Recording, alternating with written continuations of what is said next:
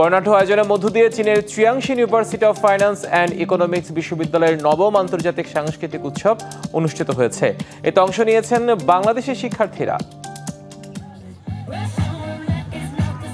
Jiangxi University of Finance and ইকোনমিক্সের আয়োজনে বিশ্ববিদ্যালয়ের বাসিও গার্ডেনের উত্তর অঞ্চলের রাইজিং স্কোয়ারে অনুষ্ঠিত হয় আন্তর্জাতিক সাংস্কৃতিক উৎসবটি। মরক্কান শিক্ষার্থী রেডা বেহজাদে এবং চাইনিজ শিক্ষার্থী ফুসিয়াসির উপস্থাপনায় উদ্বোধনী অনুষ্ঠানে প্রধান অতিথি ছিলেন বিশ্ববিদ্যালয়ের ভাইস প্রেসিডেন্ট ইউয়ান হংডিন। উৎসবে বাংলাদেশের নানা ঐতিহাসিক ও সাংস্কৃতিক ঐতিহ্য ফুটিয়ে তোলার মাধ্যমে স্টল সাজান শিক্ষার্থীরা। স্টলটি সাজানো হয় লাল সবুজ পতাকা, দোয়েল পাখি, রয়্যাল বেঙ্গল টাইগার, দর্শনীয় স্থানের ছবির মাধ্যমে। খাবারের তালিকায় স্থান পায় বিরিয়ানি, হরেক রকমের পিঠা, সেমাই, ফিরনি, পেঁয়াজু, আলুর চপ, বেগুনি, ছোলা, চিকেন কারি সহ নানা পদের দেশীয় খাবার। একটা স্টল দিয়েছি, ফরেনাররা অনেক মজা করে আমাদের বাংলাদেশি খাবার খেয়েছে। এখানে বিভিন্ন দেশের স্টলই আছে, তো আমি চেষ্টা করছি আমরা যে বাংলাদেশের বিভিন্ন ধরনের খাবার আছে সেগুলো ফুটিয়ে তুলতে। আমাদের স্টলে মূলত আমরা বাংলাদেশের সংস্কৃতিকে উপস্থাপন করার চেষ্টা করেছি।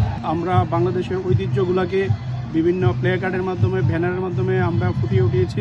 নতুন এবং ফিরে আসা গ্রাহকদের জন্য নগদে চলছে ক্যাশব্যাক সহ প্রতিদিন হাজারো উপহার জেতার সুযোগ। হবে আশা আর ফেরা, সারপ্রাইজ সেরা। এছাড়া বিভিন্ন দেশ থেকে আগত শিক্ষার্থীরা ঐতিহ্যবাহী পোশাক পরে নিজ দেশের নৃতাত্ত্বিক কারুশিল্প, খেলাধুলার ক্রিয়াকলাপ এবং বিশেষ রান্নার মাধ্যমে দেশের সংস্কৃতি এবং স্থানীয় রীতিনীতি প্রদর্শন করেন। বিভিন্ন দেশের সংস্কৃতি, ঐতিহ্য ও জীবনধারার সম্মিলনে আন্তর্জাতিক সাংস্কৃতিক উৎসব হয়ে ওঠে এক অনন্য অভিজ্ঞতার প্ল্যাটফর্ম। অনুষ্ঠানে বাংলাদেশের পক্ষে সার্বিক তত্ত্বাবধানে ছিলেন পিএইচডি গবেষক গোলাম শাহরিয়া এবং মোহাম্মদ সৈকত হোসেন, মাস্টার্স শিক্ষার্থী মোহাম্মদ সাইফুল ইসলাম, সেলিম পারভেজ, মোহাম্মদ শফিকুল ইসলাম, শাকিল খান, ইমতিয়াজ আহমেদ জনি সহ অন্যান্যরা।